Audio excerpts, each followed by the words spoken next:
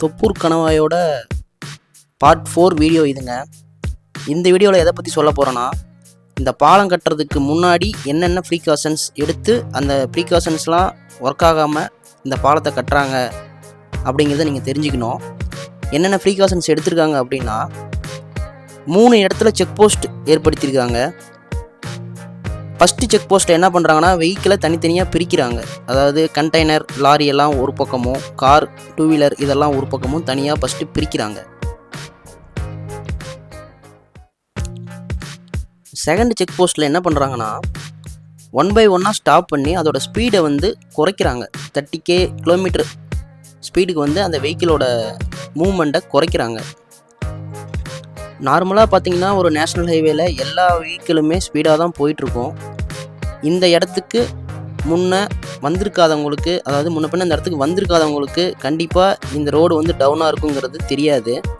அதை தெரியப்படுத்துறதுக்காக தான் இந்த 3 செக் போஸ்ட் ஏற்படுத்தி அந்த இடத்துல இந்த மாதிரி ஆக்சிடெண்ட் நிறைய நடந்திருக்கு, அதனால் வெஹிக்கிள் 30 km ஸ்பீடில் போகணும் அப்படிங்கிறத இண்டிகேட் பண்ணுறாங்க. இந்த ரோட்டில் நீங்கள் பார்த்தீங்கன்னா தெரியும், எல்லோ பெயிண்டில் 30 km ஸ்பீடு எல்லா இடத்துலையும் மார்க் பண்ணியிருக்காங்க. எவ்ரி ஒரு 50 மீட்டருக்கு ஒரு இடத்துல மார்க் பண்ணியிருக்காங்க. அது மட்டும் இல்லாமல் ரோடை ஸ்க்ராட்ச் பண்ணியிருக்காங்க. அதாவது வெஹிக்கிள் பார்த்திங்கன்னா வலிக்கிட்டு போகாமல் இருக்கிறதுக்கு சொரசொரப்பாக ரோட்டை சொரசொரப்பாக்கியிருக்காங்க, சுரண்டியிருக்காங்க. அதுவும் நீங்கள் பார்த்தீங்கன்னா தெரியும். இப்போ இந்த வளைவான இடத்துக்கு பக்கமாக வந்துட்டோம், ஒரு வளைவை தாண்டிட்டோம். வெஹிக்கிள் 30 km ஸ்பீடுக்கு மேலே போனால் ஆட்டோமேட்டிக்காக ஃபைன் பார்த்திங்கன்னா உழுவுற மாதிரி பார்த்திங்கன்னா இங்கே அங்கங்கே கேமரா வச்சுருக்காங்க. அதையும் பார்த்திங்கன்னா அவங்க இண்டிகேட் பண்ணுறாங்க. நீங்கள் 30 km ஸ்பீடுக்குள்ளே தான் போகணும், 30 km ஸ்பீடுக்கு மேலே நீங்கள் போனீங்கன்னா ஆட்டோமேட்டிக் ஃபைன் ஜென்ரேட் ஆகும் அப்படிங்கிறத பார்த்திங்கன்னா இங்கே அனௌன்ஸ் பண்ணிகிட்டே இருக்காங்க. இங்கே இவ்வளோ ப்ரீகாஷன்ஸ், அதாவது இவ்வளோ முன்னெச்சரிக்கை நடவடிக்கை எடுத்தும் பார்த்திங்கன்னா ஆக்சிடெண்ட் ஆகுது.